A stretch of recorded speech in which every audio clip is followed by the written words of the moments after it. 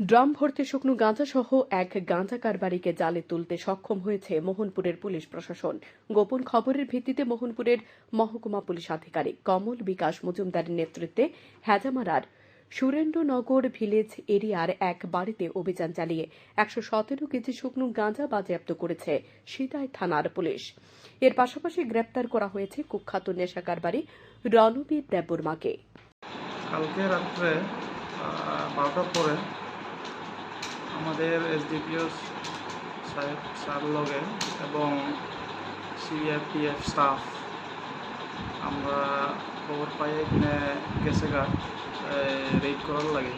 Red করিয়া এখানে জায়গাটার নাম হইল তুষাপুর সুরেন্দ্রনগর। এখানে গিয়ে আমরা ১১৭ কেজি গাঞ্জা পাওয়া গেছে আর আসামিও পাওয়া গেছে। ওনার নাম হইল রণবীর দেববর্মা। আর সিধা এপিএস থানার কেস রেজিস্টার হয়ে গেছে, এটা এনডিএপিএস এর মামলা।